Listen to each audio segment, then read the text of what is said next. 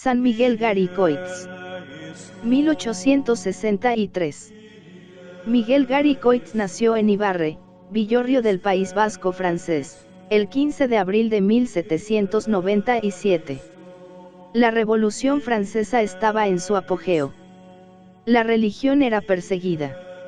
Los sacerdotes escaseaban y tenían que actuar en la clandestinidad.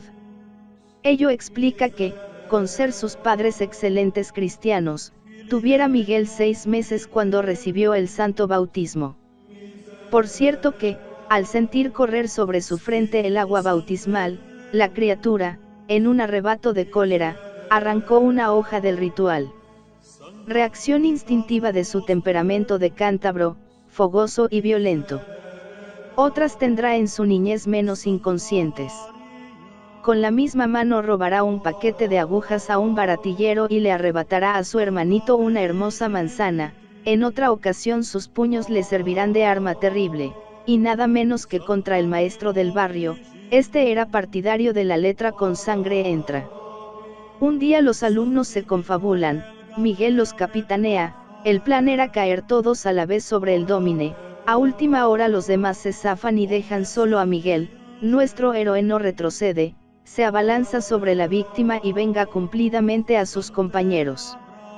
Por lo demás, Miguel era un buen muchacho. Pero esas intemperancias encerraban su peligro, había que cortarlas. Afortunadamente tenía a su lado una madre que, para corregirlo, le llevaba a la cocina y, enseñándole las llamas voraces del hogar, le decía: mira, Miguel, en un fuego mucho más terrible serán castigados los niños que roban y abusan de su fuerza. Miguel escarmentó. Más tarde llegaría a decir: sin mi Santa Madre reconozco que hubiera terminado por ser un malvado.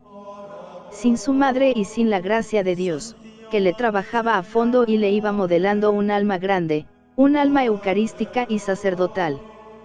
Recibió la primera comunión a los 14 años, pero para los tiempos que corrían, muy marcados de resabios jansenistas, fue una comunión precoz, y, para Miguel, una nueva victoria, ganada a fuerza de piedad y de formación religiosa.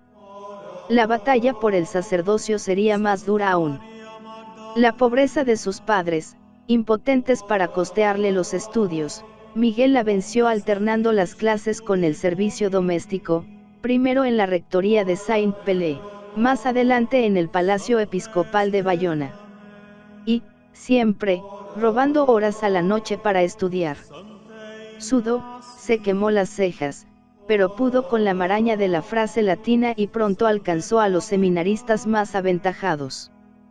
Y, en el trasfondo de su ascensión al altar, su lucha heroica por la santidad. El testimonio de sus condiscípulos es explícito.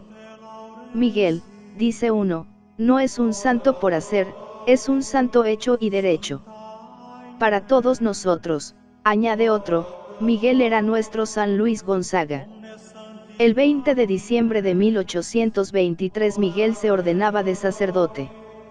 Su primer destino, coadjutor, en Cambó, de un párroco anciano y tullido, esto es, coadjutor en funciones de párroco, pero sin la categoría de tal. La situación ideal para el celo y la humildad de Garicoitz. Enseguida pone manos a la obra. Habla desde el púlpito y en el confesonario, pero de forma que su dirección espiritual se integre en su predicación. Un ejemplo de su táctica, se guarda muy bien de fulminar desde el púlpito contra el abuso inveterado del baile, se contenta con prevenir contra los peligros próximos de pecado, y, en el confesonario, ataca el mal con las razones directas que las conciencias exigen. Catequiza a los niños, asiste a los enfermos, y, si es preciso, sale precipitadamente de la iglesia, revestido de sobrepelliz, monta a caballo y se lanza como una exhalación, barranco abajo, en auxilio de un accidentado. Su celo le inspira intuiciones audaces y proféticas, fomenta la devoción al Sagrado Corazón de Jesús, impulsa las almas a la comunión frecuente, así lucha contra la frialdad del jansenismo. Pero no es este el único enemigo. Hay en la parroquia cierto librepensador de tipo volteriano que, solapadamente, se entrega a una labor de zapa y pretende desacreditar la religión. Miguel Garicoitz estudia el caso, reza, se macere, prepara su requisitoria y acude, en secreto, a la guarida del lobo vestido con pieles de cordero, lo desenmascara y, lo convierte. Hubo quien trató de malquistar al párroco con su coadjutor, tachando a este de prepotente. No cabía especie más burda. Todas las mañanas Miguel acompañaba al venerable anciano a la iglesia y le ayudaba con la fuerza de sus brazos a subir las gradas del altar. Va a comenzar el curso 1825 a 1826 en el Seminario Mayor de Betarram. Al lado del superior hace falta un prefecto de estudios y un director espiritual. El señor obispo no vacila. El abate Garicoitz es el hombre de las situaciones delicadas. Ya lo tenemos en Betarram con toda la carga abrumadora de la responsabilidad, pero, una vez más, sin el cargo. Miguel está en su elemento. Como por arte de magia, la obra recibe empuje y altura. Los seminaristas estudian, aprenden, se forman, se santifican. Es que el nuevo prefecto exhorta, censura, orienta, pero, sobre todo, vive su vida sacerdotal con una convicción y una ejemplaridad que arrastran. En esto muere el superior. Garicoitz, a fuerza de obedecer, ha aprendido a mandar. El obispo le nombra rector. A los pocos meses surge una situación nueva. El filosofado es trasladado a Bayona, el nuevo rector sigue con los teólogos, uno tras otro, estos se van ordenando y, a fines de 1833, Miguel queda con un solo compañero de armas, constituido, como él decía, superior de las cuatro paredes de un vasto edificio. Es la hora de Dios. De tiempo atrás, a la vista de las necesidades de la Iglesia, viene Miguel acariciando la idea de asociarse unos compañeros y formar con ellos un equipo de misioneros, un escuadrón volante dispuesto a acudir, a la menor señal de obispos y párrocos, a cualquier punto donde las almas necesiten su ayuda. No deja de ser extraña esta iniciativa en un hombre que, como se ha visto, gusta de puestos subalternos. Miguel ha sido siempre el hombre de la obediencia. Para que ahora esté madurando el proyecto de fundación de una comunidad ha tenido que oír en su alma la voz imperiosa del mismo Dios. Así es, en efecto. En unos ejercicios espirituales de 30 días, practicados en Toulouse, el padre jesuita con quien ha consultado el caso ha sido terminante: Dios os quiere más que jesuita, seguiréis vuestra primera inspiración, seréis padre de una familia religiosa hermana de la nuestra. Los 30 años que le quedan de vida Miguel los dedicará a la gestación y alumbramiento de la congregación de los sacerdotes del Sagrado Corazón de Jesús, hija de su alma grande. Esa obra será el signo de su vida, pero será también el drama que revelará la plenitud de su santidad, el heroísmo de su obediencia. La idea de Miguel era dotar a su congregación de la solidez y estabilidad de unas reglas canónicas centradas en los 3 votos de religión perpetuos y en el refrendo de la correspondiente aprobación de Roma. Quería darle los fundamentos de una obra que aspira a perdurar y la libertad de movimientos que necesita el celo de un apóstol.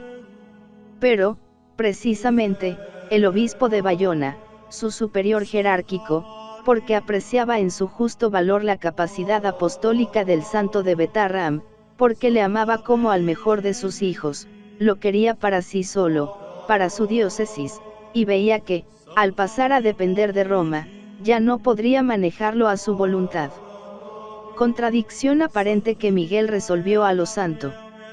Enamorado de la obediencia, no se enfrentó con la autoridad legítima inmediata, no recurrió a Roma, adoptó las constituciones episcopales, insuficientes para su deseo de perfección, en el rigor de su letra, pero supo extraer de ellas el espíritu que vivifica, lo asimiló y lo infundió en sus hijos, haciendo de ellos unos religiosos de cuerpo entero, dispuestos a las mayores empresas apostólicas. El trabajo no faltaba. Predicación popular en villas y aldeas, educación de la juventud en colegios y escuelas, redención de la clase obrera en talleres y granjas agrícolas, abrían campo dilatado a misioneros y educadores.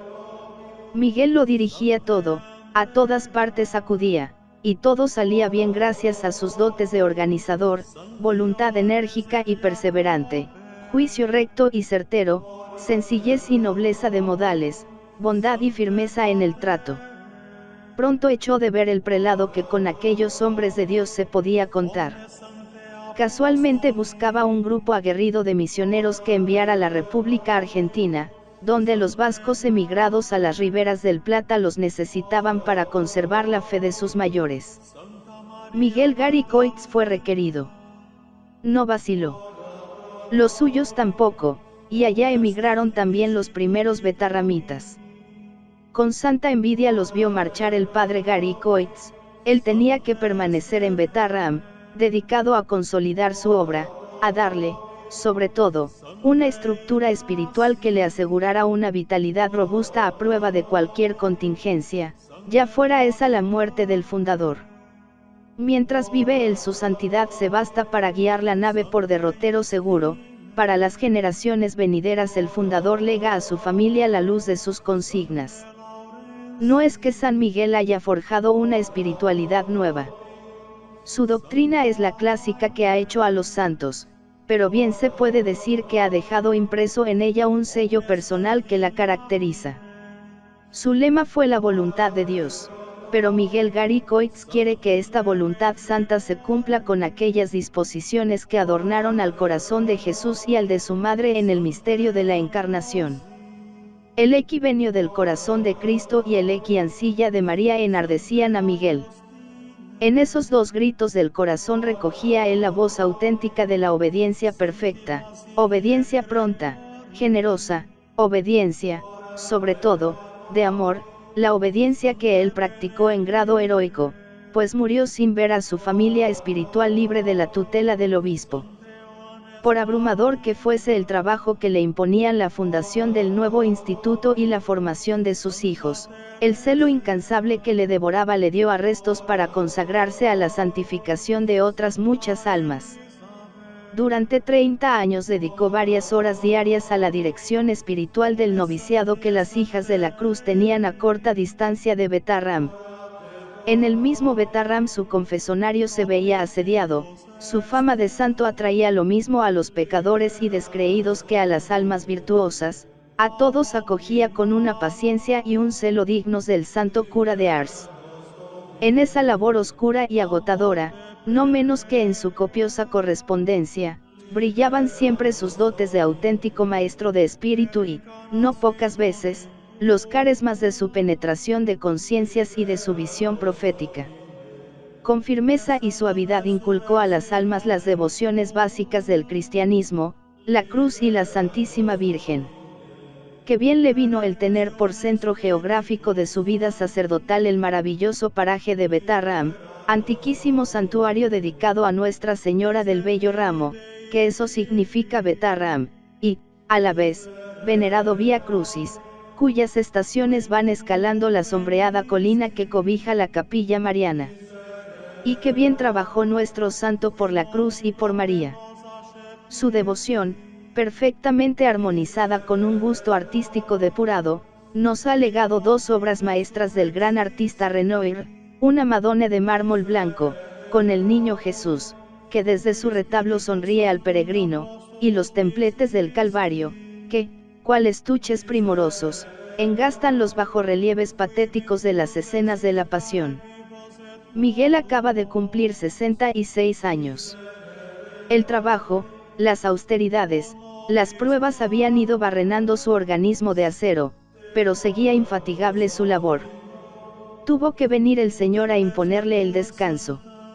Una madrugada le dio un acceso de tos violenta en extremo. Acuden los padres de la comunidad, el enfermo se confiesa, recibe la extremaunción y, pronunciando las primeras palabras del miserere, entrega su alma a Dios. Era el alborear de la Ascensión, 14 de mayo de 1863. 84 años más tarde el Papa Pío XII le inscribió en el catálogo de los santos.